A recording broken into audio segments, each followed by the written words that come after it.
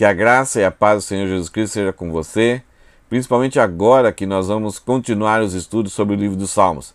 Já há algum tempo temos estudado esse livro e temos aprendido muito sobre quem é a pessoa de Deus, como ele se revela, como se relaciona com o homem, com os ímpios, com aqueles que temem a ele.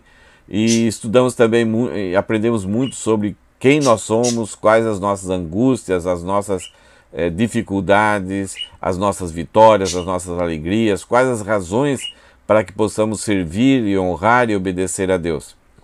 No último Salmos que estudamos, Salmo número 47, o salmista trouxe para nós a ideia de que a patente soberana de Deus sobre as nações revela a singularidade de Deus. Isto é, o monopólio que Deus tem, que é soberano sobre as nações, então revela o quanto Deus é único, quanto que Deus é singular. Isto é, ninguém mais tem poder ou monopólio ou soberania sobre tudo e sobre todo como a pessoa de Deus. Pois ele é criador, ele tem direito de criação e tudo está não somente debaixo do seu direito, mas também debaixo do seu controle. Não há outro Deus igual ao nosso Deus. Não há concorrência. Ele é único, ele é singular. Hoje nós vamos estudar algo que ao longo do tempo foi uma revelação progressiva.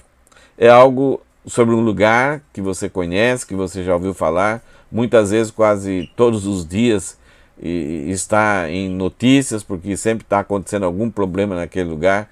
É algo muito turbulento que a história relata muitos eventos bonitos e trágicos, de destruição, de reconstrução. É a cidade de Jerusalém. A cidade de Jerusalém foi uma cidade onde Davi levou o culto que era para Deus, levou a arca, para ali a nação de Israel adorar a Deus. Deus escolheu aquele lugar e deu a ordem para que a nação de Israel não adorasse a Deus em nenhum outro lugar, a não ser em Jerusalém. E então a cidade de Jerusalém passou a ser a cidade do nosso Deus. O filho de Davi, Salomão, então, depois de 3 anos de reinado, vai construir o templo. Davi levou o tabernáculo para lá e o culto continuou sendo no tabernáculo, mas Salomão, então, sentiu-se que ele estava habitando em grandes palácios, mas Deus estava numa tenda, numa cabana. Então ele generosamente edificou um grande e bonito templo para Deus ser adorado ali.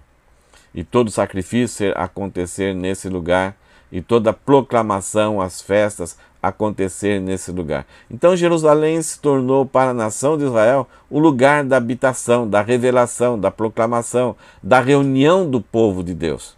Ao mesmo tempo, todos os povos inimigos, a primeira coisa que eles queriam, o alvo deles para destruir era a nação, era a cidade de Jerusalém.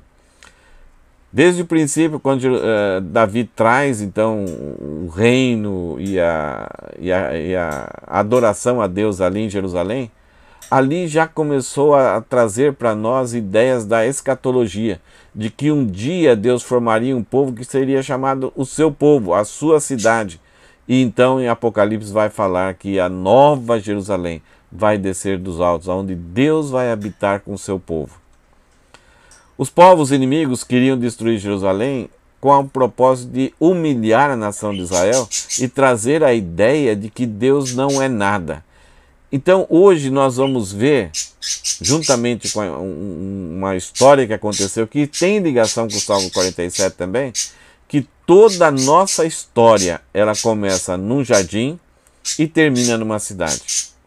A história do ser humano começou lá no Jardim do Éden, mas o alvo e já começou lá com Jerusalém, trazendo essa ideia de que a Jerusalém é a cidade do nosso Deus, e nós estaremos com Deus e habitaremos numa cidade, e essa será a cidade do povo de Deus com Deus, chamada Nova Jerusalém. Então tudo são profecias, são tipologias que anunciam como que vai ser a nossa vida futura com Deus. Então começa no jardim, Deus presente com Adão e Eva, mas ao prolongar da história, nós terminaremos a nossa história aqui e começaremos a eternidade com Deus juntamente numa cidade. onde haverá um grande povo, muitos relacionamentos, um servindo ao outro, muita alegria, e tudo aquilo que o homem precisa estará nessa cidade, porque Deus está ali. Qual que é o contexto desse salmo? É um pouco semelhante, é uma continuação do Salmo 47. No Salmo 47, o salmista falou que Deus é singular porque ele tem poder, autoridade, soberania e reina sobre todas as nações. Por que é falado esse salmo? Porque a Assíria, através do rei Senaqueribe, tentou invadir e destruir o Reino do Sul. Senaqueribe já tinha conquistado o Reino do Norte, as 10 tribos, e então avança para a Judéia e começa a conquistar e cercar várias cidades. E o alvo dele, a grande vitória, o objetivo dele era conquistar e fincar a bandeira da Síria lá em Jerusalém. Esse era o grande alvo, porque esse seria o grande mérito dele. Ele voltaria para casa com todas as honras, porque ele destruiu um povo milenar, um povo que tinha histórias, aonde Jericó foi destruída, o Egito foi destruído, e vários povos foram destruídos, porque se falava que em Jerusalém habitava o grande Deus, o único Deus. Essa era a proclamação que os judeus faziam. Então, Senaqueribe, de forma ousada, está seguindo a passos largos para conquistar Jerusalém. Esse era o alvo, e voltar para casa e colher toda a fama, ser imortalizado pela grande vitória de ter derrotado o Deus de Israel. Ao mesmo tempo, nós vamos ver nessa história, então, nesse fato, que toda a nossa história, ela começa lá no jardim e termina numa cidade. Esse é o alvo.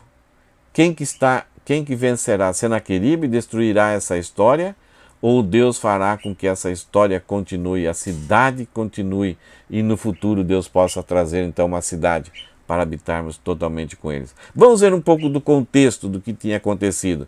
Isaías fala um pouquinho a respeito disso, no capítulo 37, 38, 36 ali também, mas a história, de forma um pouco mais resumida, está em 2 Crônicas, capítulo 32, versículo de 1 a 23.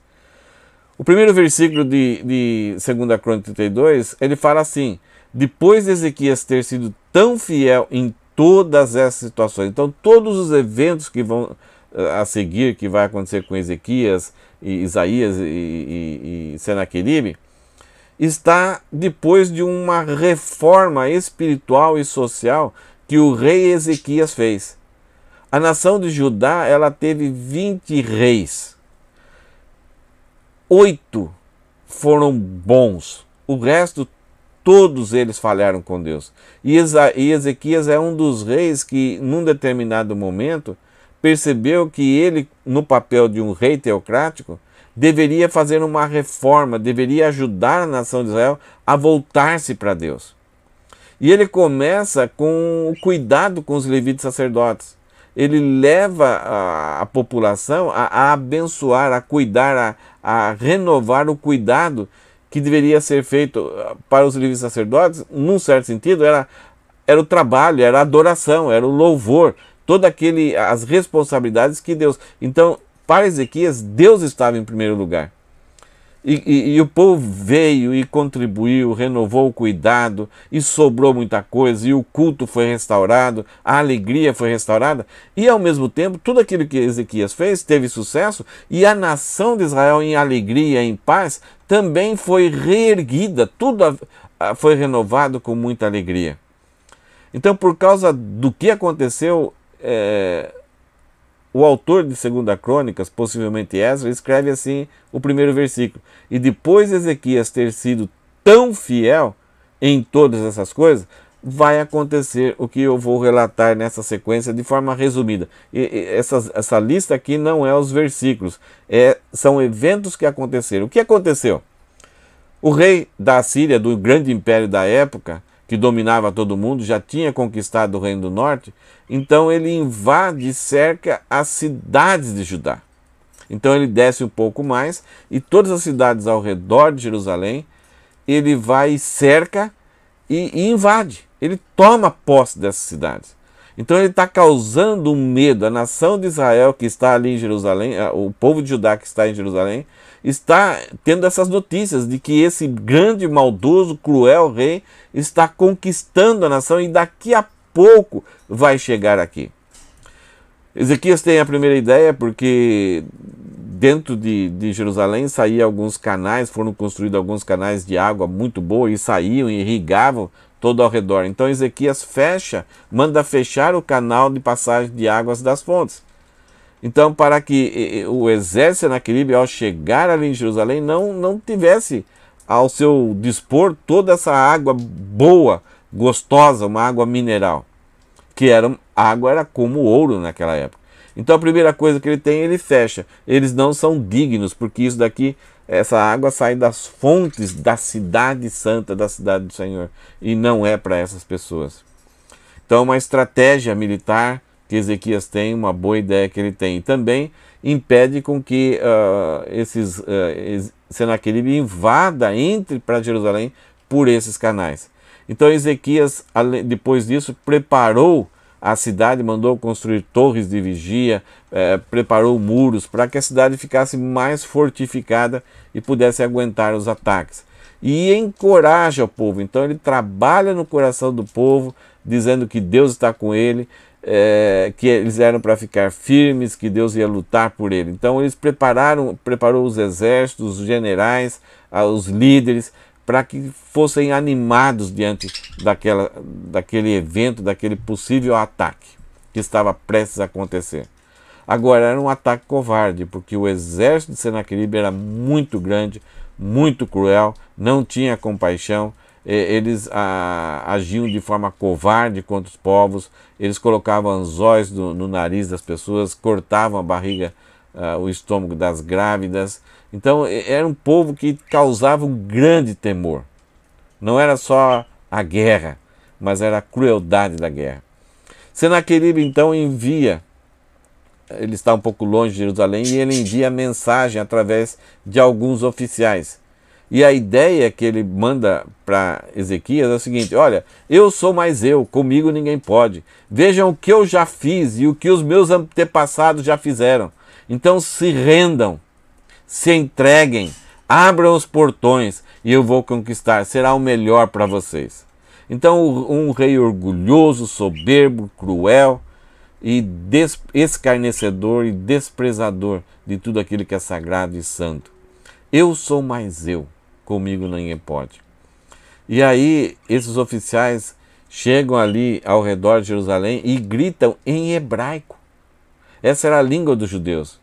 Então eles gritam para causar medo no coração daquelas pessoas. Eles gritam em hebraico insultando o Senhor Deus, dizendo que Deus era um deusinho. Eles mandam cartas e essas cartas insultando a Deus também, e lá fora eles estão gritando, desprezando, dizendo que Deus é um deusinho, que Deus não vai livrar. Primeiro eles atacam Ezequias diante do povo, eles começam a gritar: ei, vocês aí, vocês estão acreditando em Ezequias, ele está mentindo para vocês, o Deus de vocês não vai livrar vocês, ele não é nada.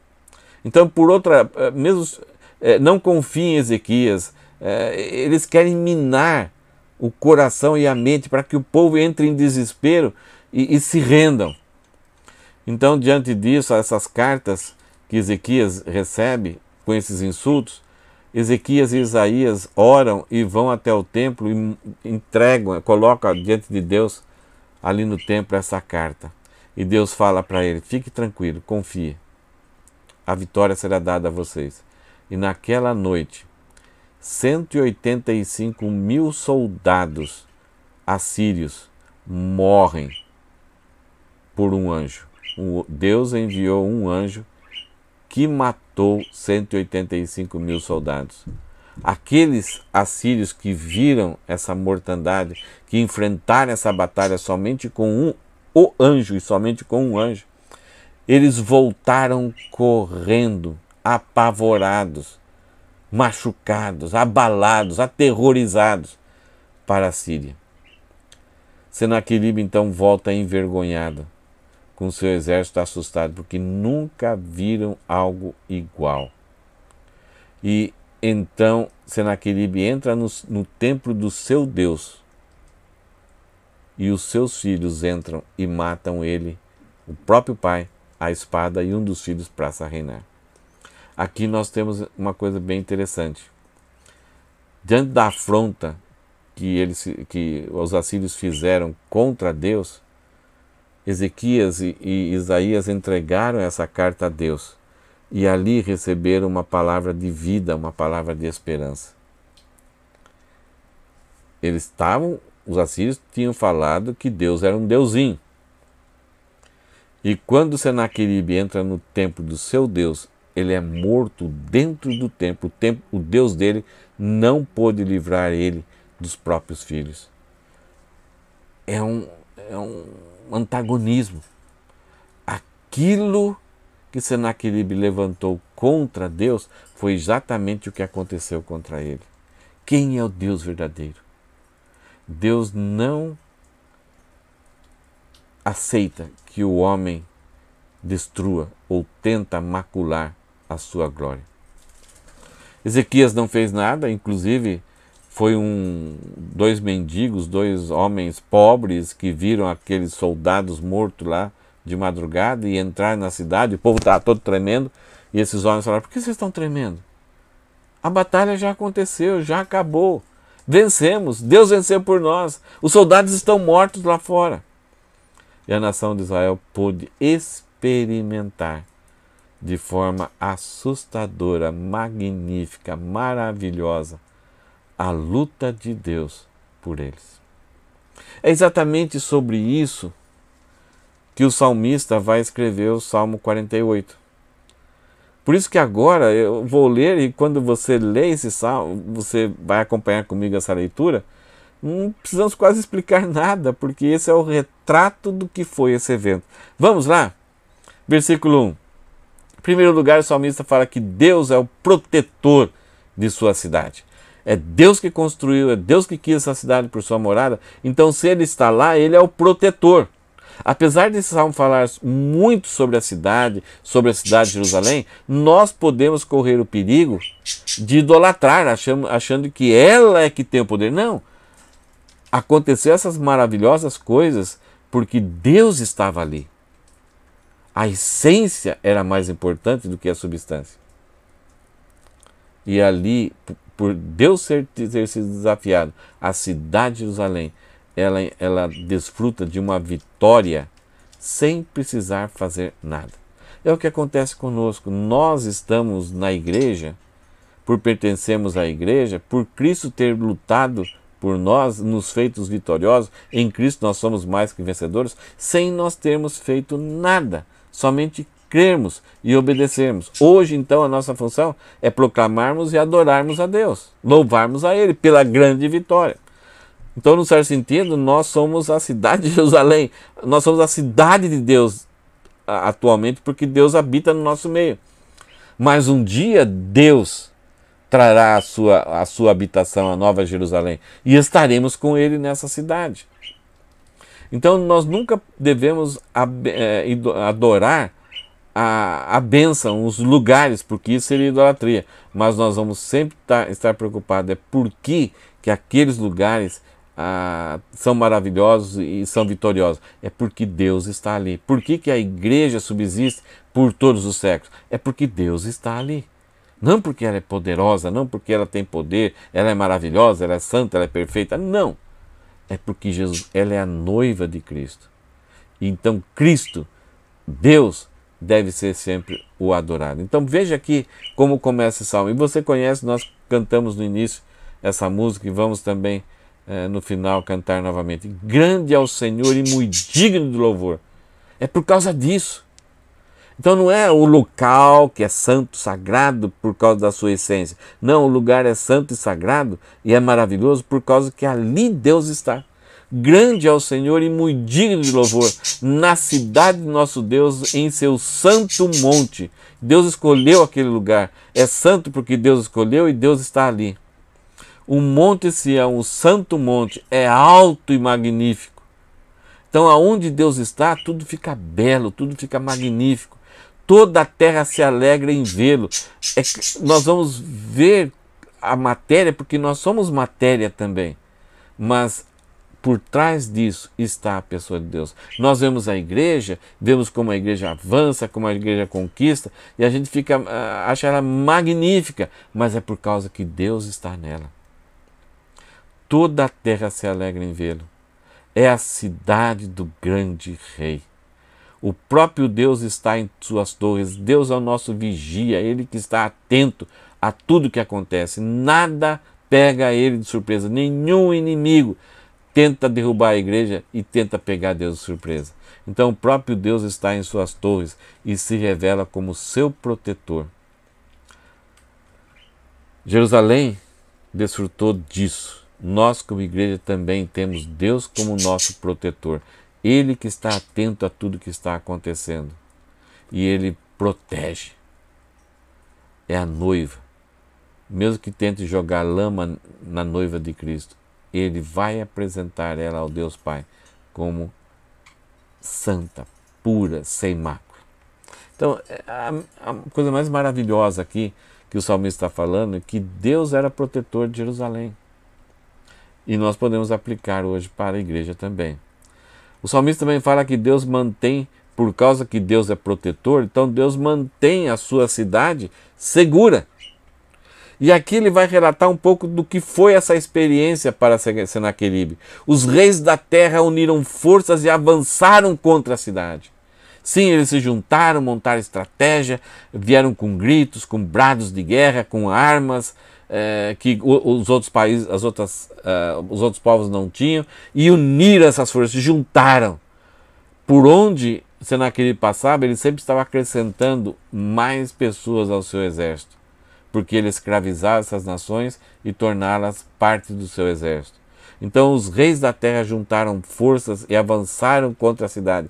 Mas, tem um mas, quando a viram, ficaram espantados e fugiram aterrorizados. Isto é, quando chegaram ali, zombaram de Deus, mas quando foram para atacar, foram para dar o golpe, eles viram a cidade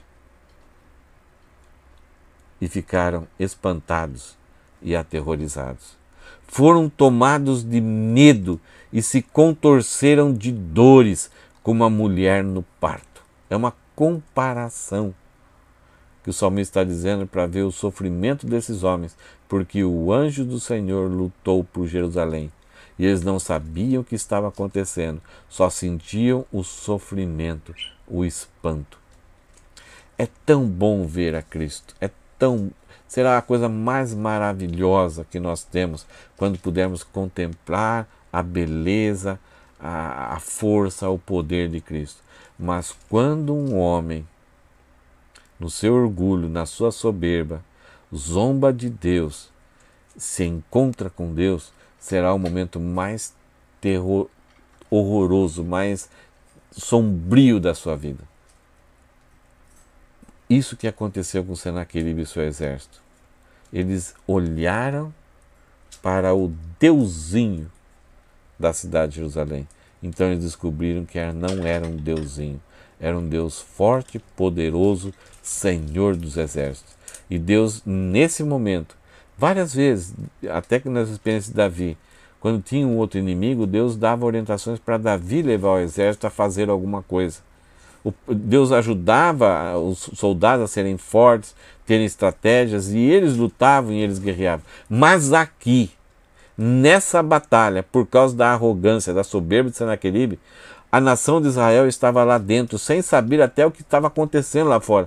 Mas o anjo do Senhor estava lutando por Israel, por Judá, por Jerusalém. E 185 mil soldados morreram naquela noite. Então eles foram tomados de medo e se contorceram de dores como a mulher no parto. E aqui o salmista fala para Deus: Tu os destruíste como os navios de Tarsis despedaçados por um forte vento do leste. Uma história que tinha acontecido, um taifun, uma tempestade, que brincou com os navios. Quando vem um taifun, um tufão, grandes transatlânticos são destruídos, são jogados de lá para cá e você não tem controle nenhum até encontrar-se uma rocha e ser destruído. É isso que o anjo do Senhor fez. O salmista fala: tu os destruíste como os navios de Tarsis, despedaçados por um forte vento do leste. Tínhamos ouvido falar da glória da cidade. O próprio salmista falou: nós sabíamos que aqui habitava a presença, que a cidade era uma cidade forte por causa que o Senhor está aqui. Nós tínhamos ouvido, mas agora a vimos com os próprios olhos. A cidade do Senhor dos Exércitos é a cidade do nosso Deus, que Ele manterá segura para sempre. Aquele que está em Deus está seguro. Por isso que Paulo, lá em Romanos, fala: nem nada poderá nos separar do amor de Cristo. Por quê? Ele também fala: em Cristo, quando estamos nele, somos mais do que vencedores. Então essa experiência da nação de Israel estar em Jerusalém é como se eles estivessem em Deus. É Deus que foi humilhado, é Deus que foi zombado. Então Deus está se defendendo a si próprio. E quem estava dentro da cidade acabou sendo beneficiado. Se alguém corresse e fugisse, não desfrutaria dessa vitória. Por isso o salmista aqui nessa parte ele dá uma pausa. É como se ele parasse para refletir e pensasse, olhasse um para o outro e falasse: amém, amém, é verdade. Além de Deus ser o protetor e por causa disso Deus mantém a sua cidade segura, o salmista continua dizendo que Deus mantém sua cidade com amor e justiça. Se ele destrói os inimigos do povo de Deus porque são orgulhosos, são soberbos, são cruéis, ele quer que a sua cidade seja o oposto disso. Então, o salmista é como se estivesse clamando a Deus aqui: ó Deus, em teu amor meditamos enquanto adoramos em teu templo. Então, o salmista está dizendo: nós queremos adorar ao Senhor em sinceridade, nós queremos dizer que amamos ao Senhor de todo o nosso coração, mas que isso seja uma realidade para com o nosso próprio. Nós estudamos no último encontro sobre o livro de 1 João. O livro de 1 João é o livro da coerência. Ele fala assim: se eu digo que eu amo a Deus, que eu adoro a Deus, que Deus é tudo para mim, e odeio ao meu irmão, é a maior das incoerências. Porque Deus não vejo, o meu irmão eu vejo. Então o meu relacionamento com Deus vai determinar qual é o meu relacionamento com o meu próximo. E o meu relacionamento com o meu próximo mostra como é o meu relacionamento com Deus. Se eu sou orgulhoso, se eu difamo, é a mesma atitude que eu vou ter com a pessoa de Deus.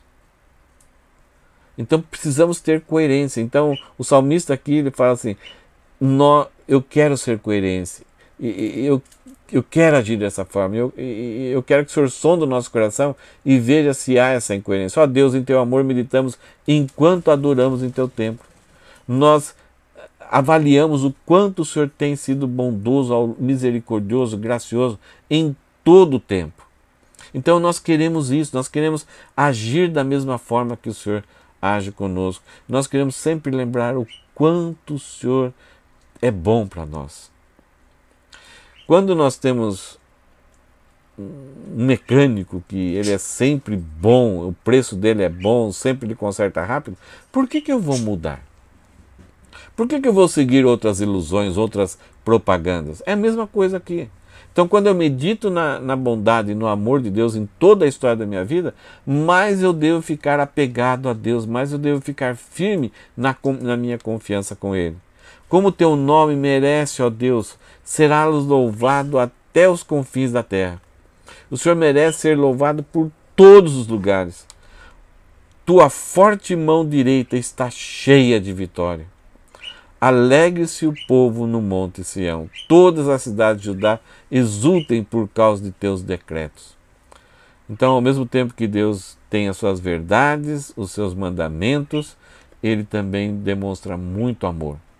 Esse é um equilíbrio. Se Deus só fosse amor, Ele seria um bonachão, um velhinho, um vovozão, que só dá aquilo que a gente quer, aquilo que a gente chora e pede. Se Deus só fosse decretos, Ele seria rígido, ninguém podia respirar diante dele, mas Ele tem decretos amorosos, decretos que sempre vão nos levar a ser mais parecidos com amor e justiça. Algumas vezes esses decretos machucam um pouco, Mas quando a gente entende que isso é fruto do seu amor, porque Ele quer o bem para nós, nós entendemos que Ele tem um amor fiel para conosco. Então Deus sempre mantém sua cidade com amor e justiça, a paz no meio do povo de Deus, no meio da habitação do povo de Deus.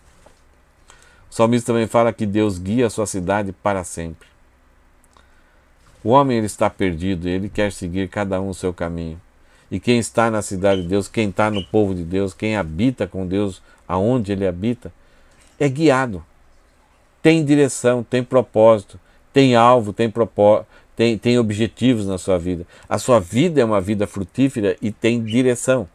Veja aqui o que o salmista fala aqui: percorram a cidade de Sião, Jerusalém, vão e contem suas torres, vejam quantas torres tem, quantas torres de vigia tem. Observe os muros fortificados e caminhem por todas as cidadelas, para que possam descrevê-las às gerações futuras.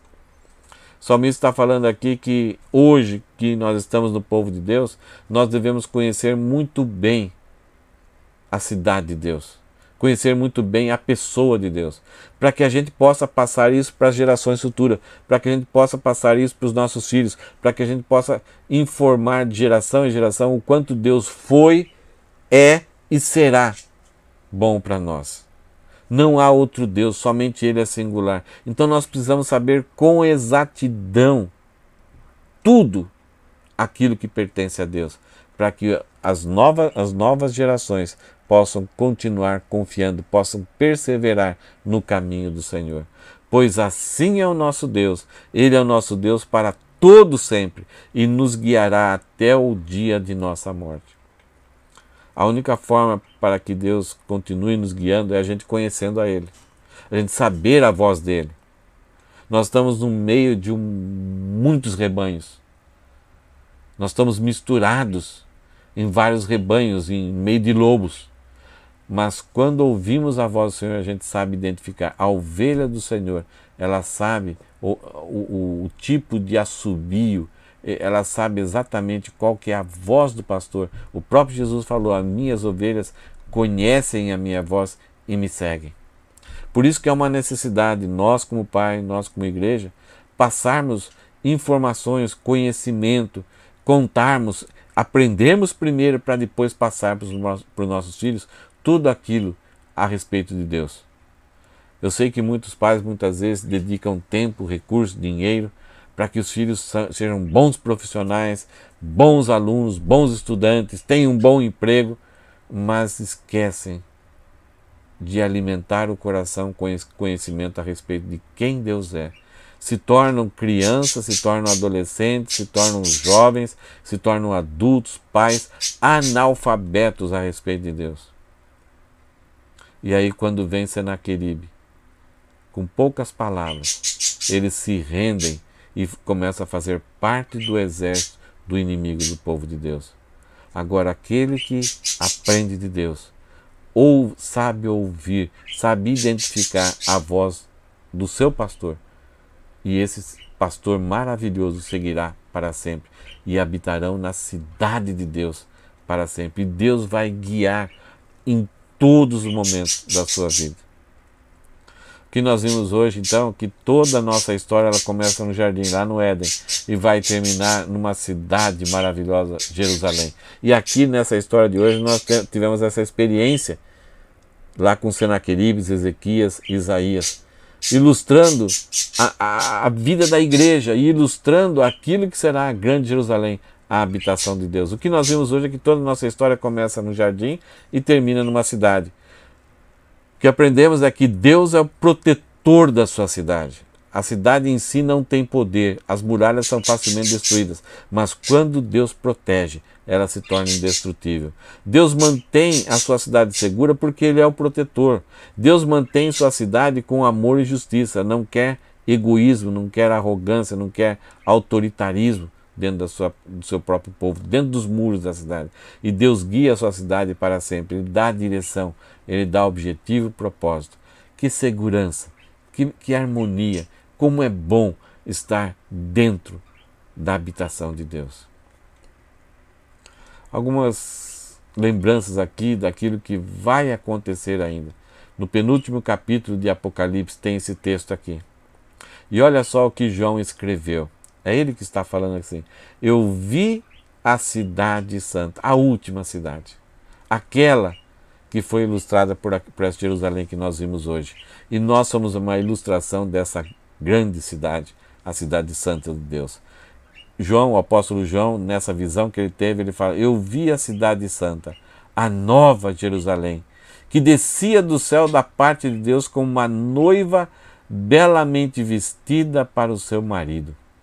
Ouvi uma voz forte que vinha do trono e dizia, vejam, o tabernáculo de Deus está no meio do seu povo. Deus habitará com eles e eles serão seu povo. O próprio Deus estará com eles, ele lhes enxugará dos olhos toda lágrima e não haverá mais morte, nem tristeza, nem choro, nem dor. Todas essas coisas passarão para sempre. Deus protege, Deus mantém a sua cidade segura e assim vai ser eternamente no futuro. E aquele que estava sentado no trono, Deus Pai, disse, vejam, faço nova todas as coisas. Em seguida escreva. E em seguida, Jesus manda João fazer isso. Em seguida diz, escreva isso, pois o que lhe digno é digno de confiança e verdadeiro. E disse ainda, está terminado. É a mesma palavra que Jesus falou, está consumado. Então está consumado na cruz e agora esse momento está consumado. Daqui para frente vai ser diferente. E logo após estar consumado, ele fala a sua identidade. Eu sou o alfa e o ômega, o princípio e o fim. A quem tiver sede, darei de beber gratuitamente das forças da água da vida. Então a Jerusalém de Ezequias tinha um rio que saía do trono. A Nova Jerusalém tem um rio, que é o próprio Cristo, que sacia a sede de toda a humanidade. A Jerusalém que Senaqueribe não conseguiu vencer porque Deus habitava ali, é uma ilustração da nova Jerusalém que nós vamos morar para sempre com a pessoa de Deus. Lá Deus é o nosso protetor, Ele mantém segura, lá há plenitude de amor e justiça e lá estaremos com Deus, o alfa e o ômega, e tudo estará consumado. Nenhum Senaqueribe se levantará novamente para nos tirar o sossego, nos causar terror. Para nós pensarmos, Jesus é um exército de um soldado só, que luta, defende e salva o seu povo. A história de Jerusalém é uma ilustração também do que Jesus fez por nós. Ele lutou, derrotou o nosso pior inimigo, que é a morte. Está vencida, está condenada.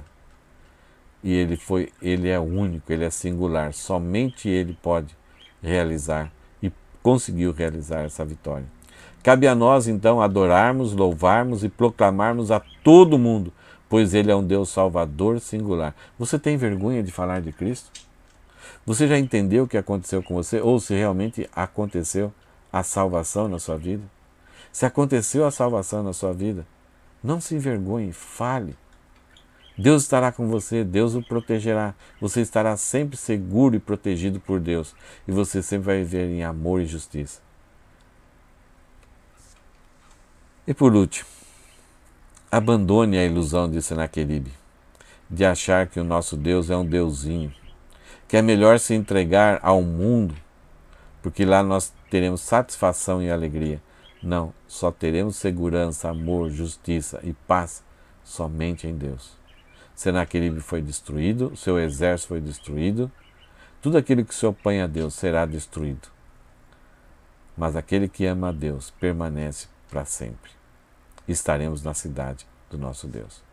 Como é bom estudar esse texto onde Deus vem revelar para nós que nós deveremos confiar sempre e renovar nossa confiança nele sempre, pois ele é um Deus cheio de vitória. Que Deus te abençoe, que Deus fortaleça e renove a sua coragem e a sua gratidão por Deus. Vamos orar?